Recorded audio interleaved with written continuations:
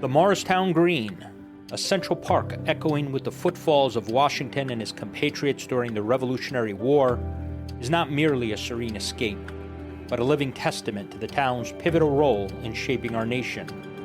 Morristown's history seamlessly intertwines with every individual who grew up there, creating a childhood rich in the echoes of the past and a vibrant spirit of community carried forward by each successive generation.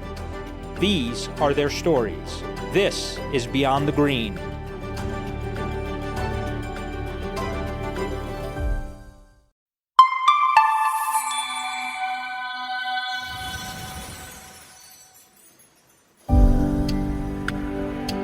The Morristown Green, a central park echoing with the footfalls of Washington and his compatriots during the Revolutionary War, is not merely a serene escape, but a living testament to the town's pivotal role in shaping our nation. Morristown's history seamlessly intertwines with every individual who grew up there, creating a childhood rich in the echoes of the past and a vibrant spirit of community carried forward by each successive generation. These are their stories. This is Beyond the Green.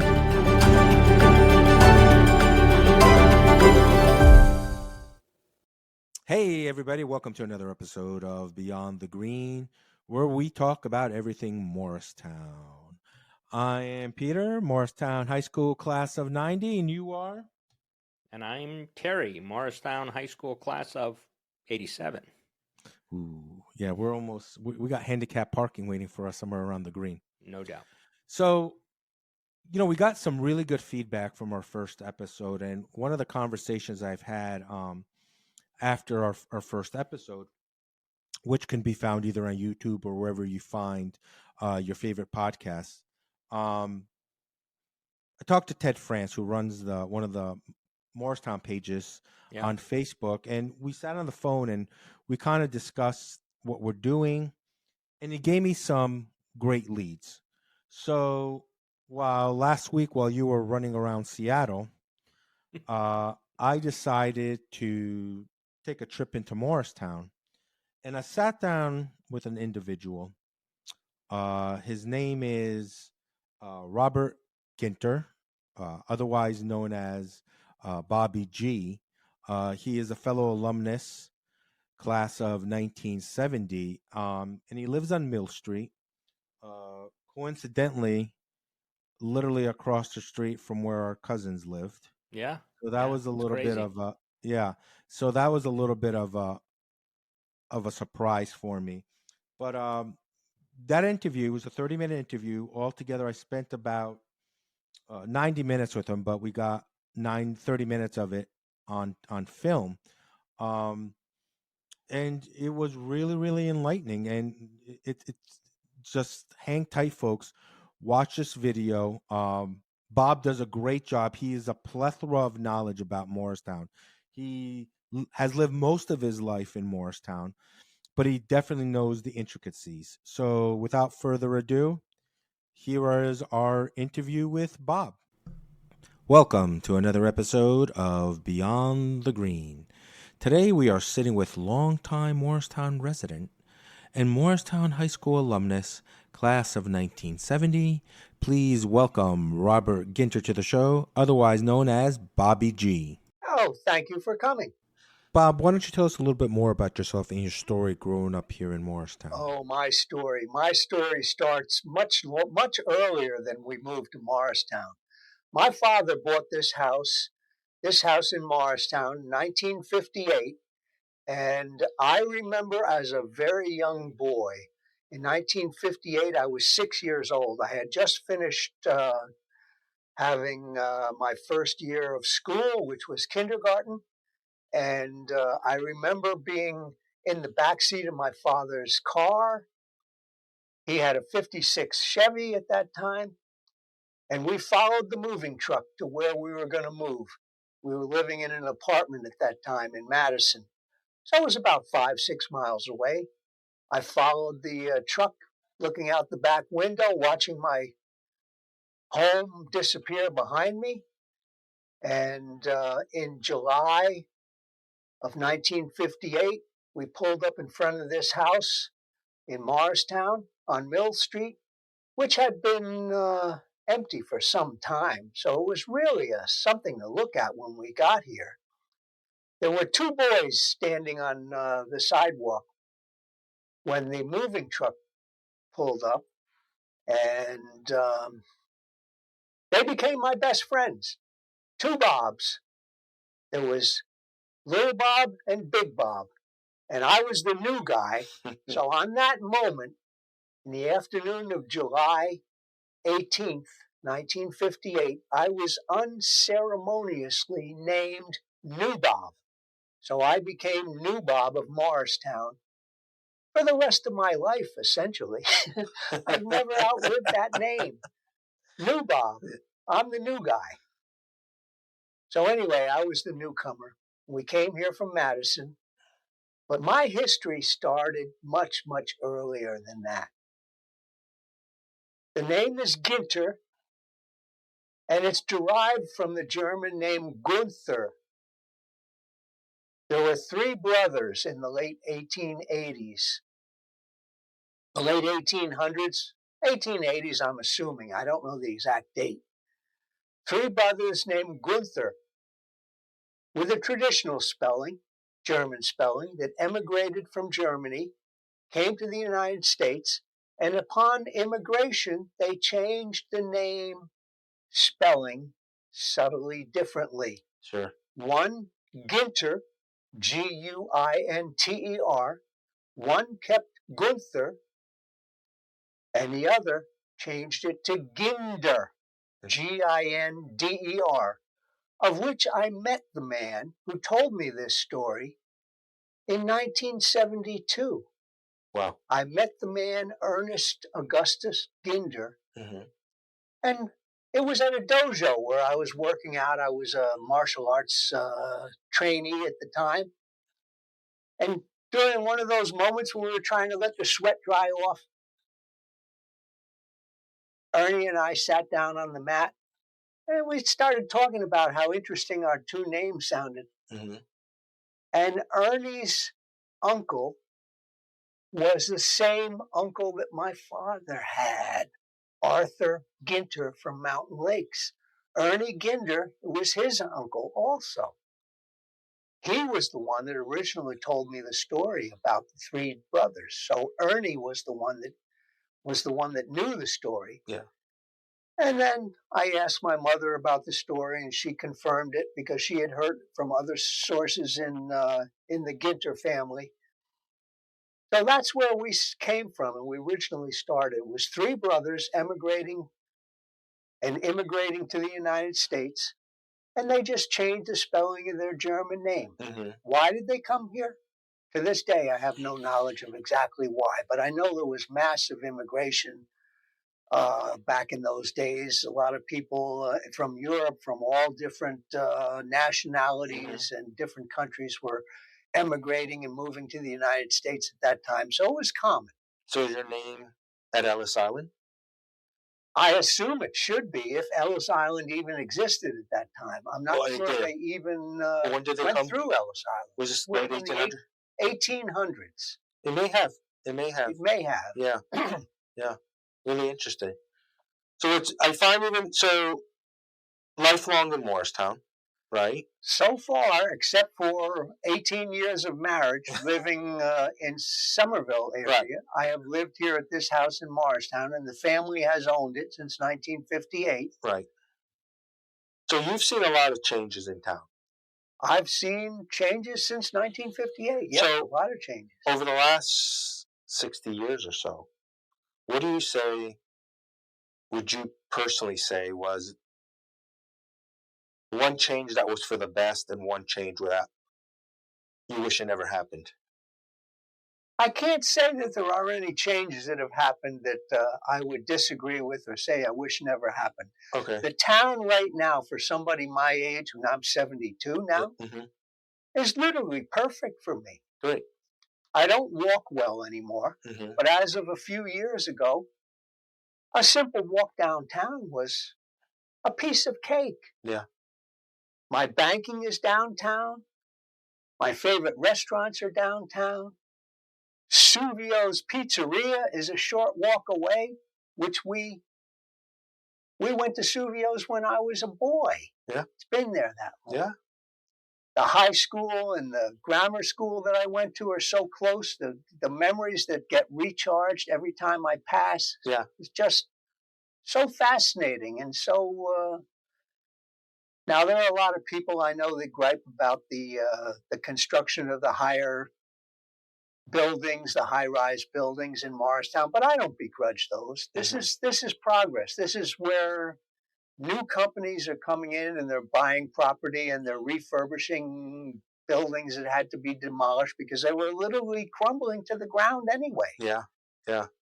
So, no, I don't have anything that I think is a really negative change in Morristown. Okay. Everything that's happened here has helped me in my life, later years, to be able to function. Yeah. And we were talking earlier, and we're discussing how you worked at Sandoz for 10 years. So Yes. when you're at the high school, would you say was there any one or two teachers that kind of influenced you to go work at Sandoz or in your engineering? No, that's an interesting story in and of itself of how I got to Sandoz. How did I manage to get to work there? Well, I was working a job right after high school. I was supposed to go to college. Mm-hmm. I was supposed to go to FIT. Okay. I was accepted at Florida Institute of Technology. And for a nerd like me, that was the ideal place to go. Yeah. Because NASA was there and the space shots and everything were going off from there. Yeah. That was where literally rocket science was evolving. Mm-hmm. However, I fell in love with a local girl and didn't want to leave. So I decided to change gears. Yeah.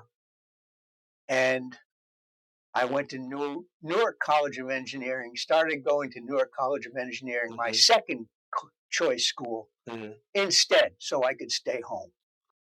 While I did that, I scoured the Morristown Daily Record looking for a part-time job, Mm-hmm. and I found a job in East Hanover at a company that manufactured oils and greases. So Mm-hmm. I took a laboratory job. It was my first regular job. Mm-hmm. Every day, 9 to 5. And my schooling was nighttime at that time, so I was going to school at night.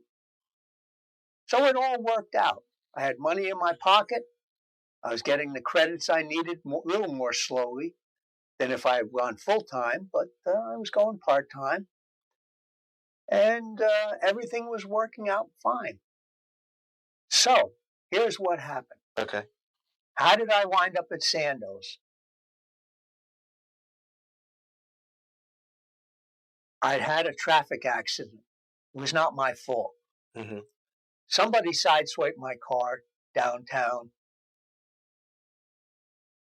and the car had to go into the shop for a while. So I had to hitch rides back and forth to work. And one of the fellows that I worked with at this company in East Hanover lived in Morristown, so I asked him, "Can I hitch rides with you home?" "Sure, why not, for a while." I didn't know him very well, but we got to be good friends. His name was Steve. His wife worked at Sandoz, and she was a real chatty Cathy. So I would sit in the back seat on the commute home. She would sit in the front seat, but she always turned around to talk to me. Yeah. And we chatted and chatted and chatted. And one day I asked her, "How did you get your job there?" She says, "Oh, I just walked in off the street and filled out an application." Well, that put the idea in my head. Rather than looking through the newspaper, you're looking for another job? Hey, I wanted to progress a little bit. Sandoz was a much bigger company than what I was working for. Mm-hmm. When my car was repaired a couple months later, I did the same thing. I drove up to the front gate one day, told the guard I wanted to fill out an application for employment. They gave me a temporary pass to go in. I went to the Human Resources Department, filled out some paperwork, and was hired on the spot. Wow. I worked there for 10 solid years after that. That was 1973. That was September 1973. And that was where I met the woman that would eventually become my wife and bear my children. So that traffic accident that occurred to me, oh boy, was I upset when that happened. Put my car completely out of action. I couldn't drive it. It was undrivable. Had smashed the whole side of the car in. Luckily, none of us were hurt, but the car was damaged beyond the point where I could drive it every day. Yeah. And because of that dark cloud, the silver lining in that dark cloud was my 2 children evolved from that event. Because I would never have met the woman who became my wife otherwise. Yeah. We had no other paths crossed over that time period. That's why they say everything happens for a reason in life. So over the course of time, I've always wanted to go back and thank that person for his idiotic move that he did that caused the side swipe of my car. His name was Jeffrey Kadadich. Now, James Kadadich was his brother, and his brother is the one that is still serving time, to my knowledge, for a couple of heinous crimes here in New Jersey back in those days. But Jeffrey was the brother who I knew. I knew Jeffrey all through grammar school. Okay. Jeffrey was the one who hit my car. And as a result of that, my life changed for the better. Yeah, definitely. So that's my history of my children's history, really. But looking back and talking about, growing up and going to high school here. Right. So you're in high school, late 60s. What was for a teenager here? What was the nightlife? What would you guys do on a Friday night? Where would we find you and your friends? Oh, cruising the green. My father, in his wisdom, bought a Camaro at that time when it was time for me to get my driver's license. And since I started kindergarten a little bit late, I was a late comer going through school. Actually, a lot of the kids in my classes were younger than me. So I got my driver's license early. Okay. I was early junior in high school when I got my driver's license. So most of the kids didn't get their driver's license till late in their junior year. I already had it right at the beginning of my junior year. I already had my driver's license. So we would cruise the green, and then I had a friend who I grew up with in Morristown who had moved away, and he lived in Madison a few miles away. So I'd travel there at night, and we'd hang out together. But what did we do? Oh, there was plenty to do. There was the movie theaters downtown. There was multiple movie theaters. The community theater was a popular one on South Street. Yep. And the Park Theater was another one right there on the green, actually. Is that what turned out to be the triplex later on? I don't remember no, it's not the triplex now. The triplex didn't exist at that time. Okay. That was part of the urban renewal project. Okay, on Washington Avenue there. Yeah. Yeah. So was Park right on the theater you're talking? Park was right on the square. Yeah. Really? Interesting. Okay. And we would go to the movies there. That's great. I mean, what was for you guys like now, or I graduated high school 20 years after you did, but were the diners like that were popular when I was in high school? The Lackawanna Diner was very popular back then. We would go there on weekends after a date and get a late breakfast. Yeah, that was very popular. Yeah. There was a Carvel ice cream shop across the street. That was very popular too. But nightlife for me, I wasn't a big nightlife kind of guy back then. I was more getting up early and going into the school early. First class was usually around 8 o'clock, but I'd be in school at 7. Right.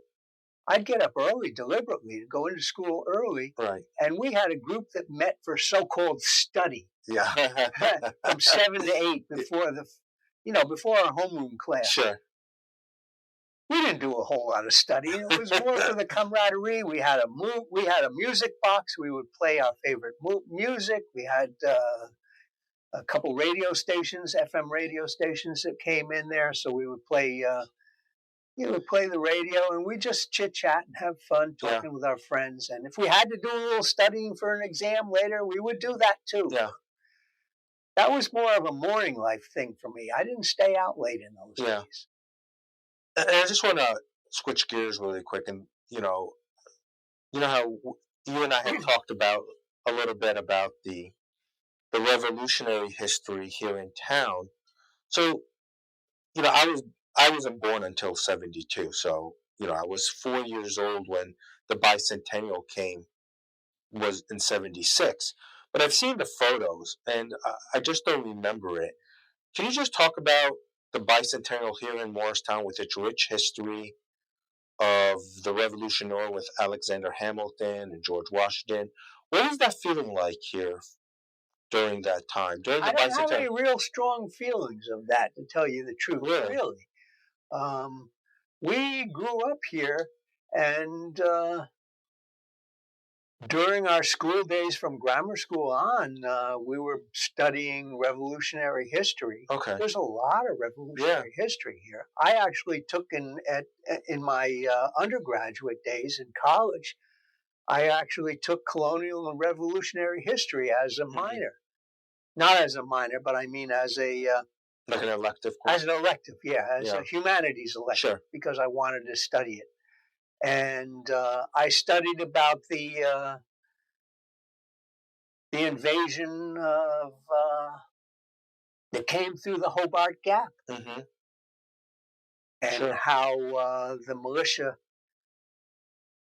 was able to withstand that advance of the mercenary troops that came through the Hobart Gap. The Hobart Gap is in the Watchung Mountains, and it was the main route to get out of New York to come into New Jersey and get to George Washington's troops who were stationed here in the winters.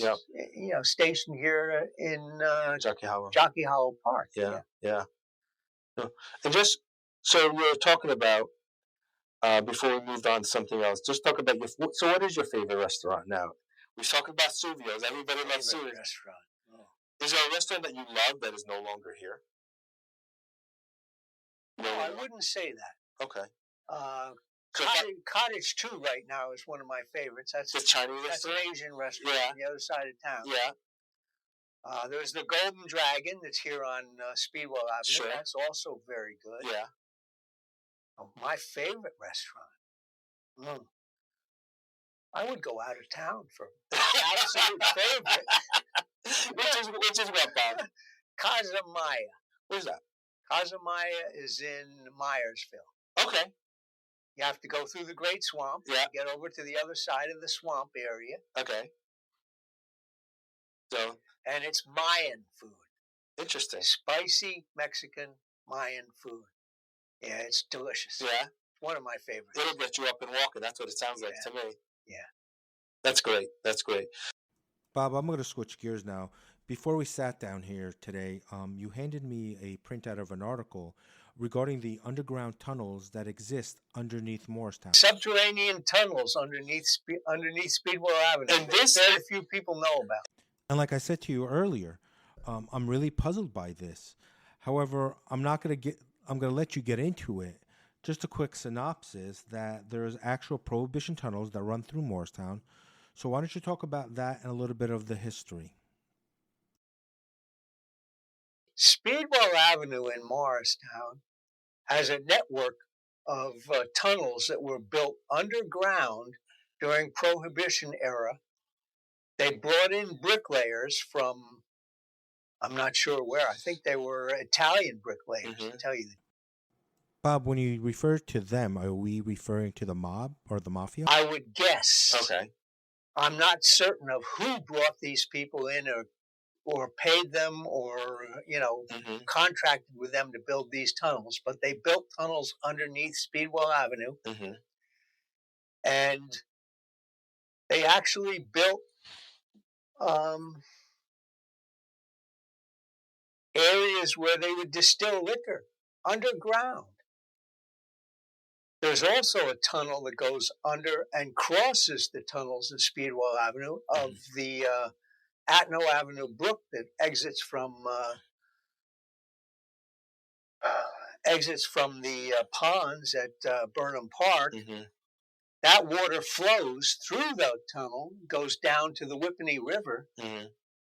down at the bottom of Martin Luther King Avenue, Yeah. which used to be called Evergreen at the time. Right. Now, that tunnel existed during the Prohibition. It's what they used to dispose of the waste product from their distillations. Yeah.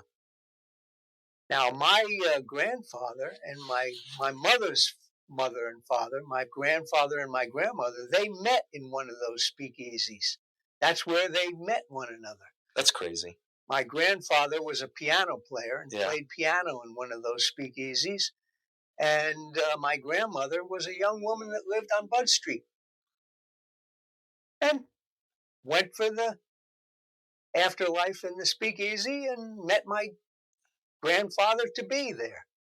Do you have any photos of them in the speakeasy? Any photos do we know that exist? No, photographs from that time were very. Unfortunately, I don't have any. I only have the stories that are told to me through my mother. Okay. But like you were telling me, is that part of that river runs behind the high school? It runs through underneath the high school field. Mm-hmm. It runs underneath the concrete bleachers to Atno Avenue, Mm-hmm. where the tunnel begins at Atno Avenue and goes under Atno. Mm-hmm. It goes under Clinton Place all the way over to Speedwell Avenue, and then it dives down on the opposite side of where the Hyatt Hotel is now. Underneath the Hyatt Hotel, it dives down and goes down to Whippany River at the bottom of Martin Luther King. So do you think when they redeveloped that piece of property, which is now Headquarters Plaza and the Hyatt Hotel, that's when they found it? Yeah. That's when they found the tunnels that had been abandoned for years. Did they fill them in, I guess, at the time? To my knowledge, they did not, but I'm not Really? sure. They kind of speak. That's kind of crazy that they didn't. Who knows? And some of us boys, back in the 1960s, we actually got into those tunnels. Yeah. Now, how did we do that? We followed the Atno Brook. When it goes underground, under Atno Avenue, Mm-hmm. and it goes all the way over to Speedwell, and when it crosses Speedwell, it crosses the brick line speakeasy tunnels. Mm-hmm. And some of us boys who were adventurous in those days, we actually walked, flashlight in hand, through those tunnels and got all the way into the Speedwell Avenue area. Was there any? One of the boys I know actually walked the tunnel downhill all the way to its exit at the bottom of Martin Luther King Avenue. Wow. So then it crossed over Spring Street then, what is now Spring Street. Yeah, Spring Street Runs right behind that piece of property. Actually, I guess it went parallel to Spring Street. Okay. Probably, now that I'm thinking about it, it would have had to be a parallel. Okay. Following the pathway of Spring Street, but underground. Gotcha. Okay. Yeah, it's just like I said to you before, this is history I've never heard about. This is 1920s, 1930s history in town. And I just feel like this is part of like the hidden history of Morristown. It is. You know? It certainly is, yeah. Was there, when you walked those tunnels, was there any type of graffiti or anything on the walls? No, I do not remember any graffiti on the walls inside the tunnels. Okay. There were only a few of us boys that were brave enough to go. Okay. So then they were pretty much unexplored, except for the very few. Except for the town's maintenance crew who knew about them and maintained their they maintained them for drainage, proper drainage. The town water department, I'm sure, knew about them in those days. Yeah. And then another story I just want to touch on with you is what we've discussed once or twice is about the street we're on now, Mill Street, and the Mills family. Mill Street was a very interesting street. Yes. Yeah. When I got here, it was already paved. Mm-hmm. What was it prior to that? I don't know. So 1958, it was paved, and the sidewalks were slate. They were smooth slate sidewalks. They were very nice sidewalks. Mm-hmm. The slate stones were 5 foot by 3. Okay. So it was a good wide sidewalk. Yeah. And we used to hopscotch on it. Yeah. Ride our skateboards. And in those days, skates with a skate key. Right. We would skate on the slates. They were so smooth. And when did they move and create concrete after? Was it an issue? That was done, my father died 22 years ago, and it would have been about 25, 30 years ago. They replaced the slates. They were all starting to crack. Gotcha. Now, if you go over to Maple Avenue, mm-hmm. and those side streets between Maple Avenue and McCullough, mm-hmm. they still have the original slates that are still in better shape. And if you go down South Street, yeah. where the banks are, mm-hmm. on the, let's see, east, that would be the north side. Okay. On the north side by the banks and the, I'm thinking it's one of the churches. They still have the old slates. mm-hmm. But not many areas in Morristown still have the old slates. Yeah. So were all the sidewalks in town made out of slate then at one point in time? All the ones in this area around Mill Street, okay, they were all slate. Yes. Okay. There was no poured concrete sidewalks like we have now. Wow. Okay. And it was very interesting for us kids. Yeah. Because the water department, when they put a water line that went under a sidewalk slate, they would put a marking on it that looked like an H. Okay. It was just to show where the line was, where the water pipe went under. Okay. But we kids, when we saw these H's, yeah. we knew darn well you had to jump over them. Because if you stepped on one, you were going straight to hell. That's what the H stood for when we were 6 years old. That's Morristown H blocks. Yeah, H blocks. There is only one remaining H block anywhere in town that I know of because I've looked for them. Okay. 5, 6 years back, I was searching the town to see if there was any more of those H blocks. Yeah. There's none that exist except by the church across from the library. Okay.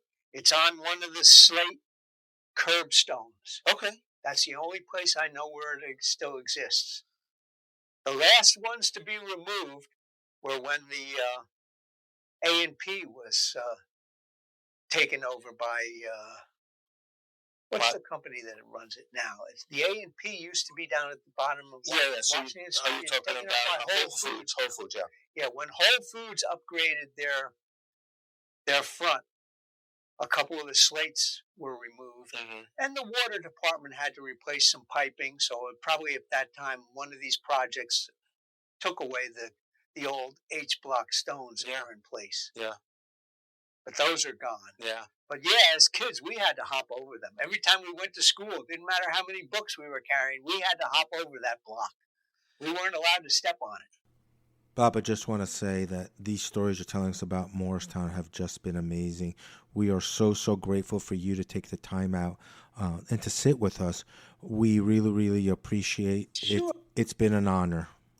This is my pleasure, by the way. I appreciate it. And I'm hoping in the future we can sit down again and you can tell us more secrets about town. Absolutely. So what do you think about Bob's interview? That's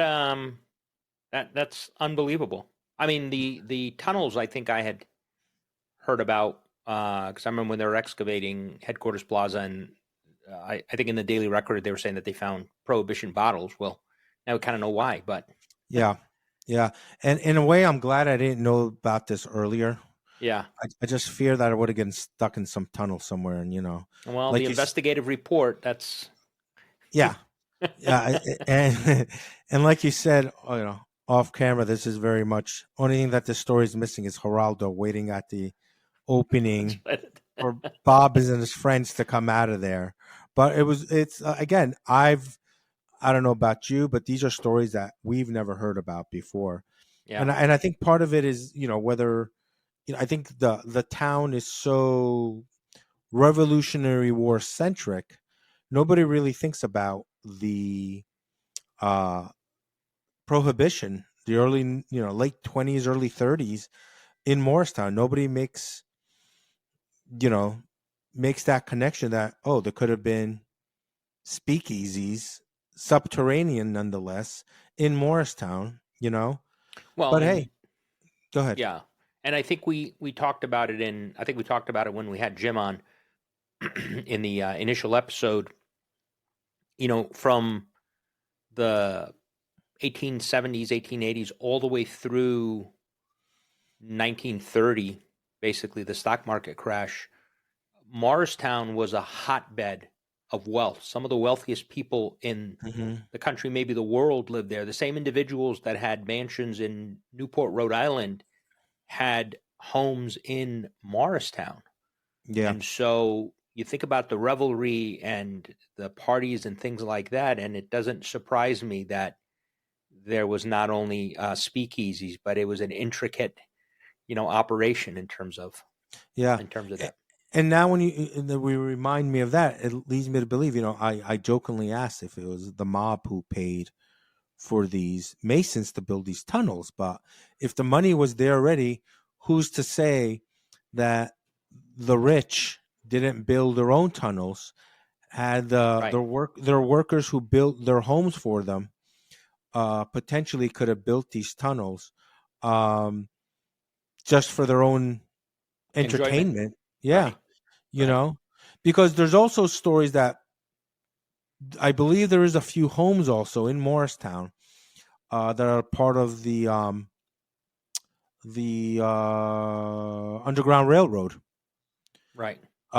If I'm not mistaken, I've seen some columns in some homes or were hollowed out to house to hide some of the slaves that were coming up from the south as they were coming up north. That's another story for another time that we'll talk about. But again, I want to thank Bob Guinter. I think Bob, I cannot wait. Hopefully when you come back out east, we can go sit with Bob. We'll take him for a ride. We'll stop at Suvio's, get him. We'll buy the guy 3 or 4 pizzas so he doesn't have to leave the house. Yeah. Exactly. And this is the richness of the history of Morristown. It's not just the history itself, but the people who can tell those stories. And like I was telling Bob, the stories that people are telling, are not being told. And he says one of the reasons is that especially his generation, that so many people are dying now, and there's nobody to tell the story. And I'm trying to get as many of these stories on the record, so there is some sort of there is a record on it, so Right. people can find out more about where they're living and what their upbringing is. And it's just really, really spectacular. And the more I'm digging, the more information I'm digging up, the more I'm surprised about the history of this town. Yeah. It's So amazing. that's gonna conclude. Yeah, it is crazy. So this is gonna conclude our episode for this week. Probably for the month. We probably won't have another episode on till March. So I just want to remind everybody, if you haven't done so already, please subscribe. Please follow us. If you have any comments, please leave them below. If you'd like to be on the show, please let us know. Other than that, I want to thank everybody for watching. You have been watching Beyond the Green, Tales from Morristown, New Jersey. I am Peter. And I'm Terry. Take care, everybody. We'll see you Thank soon. you.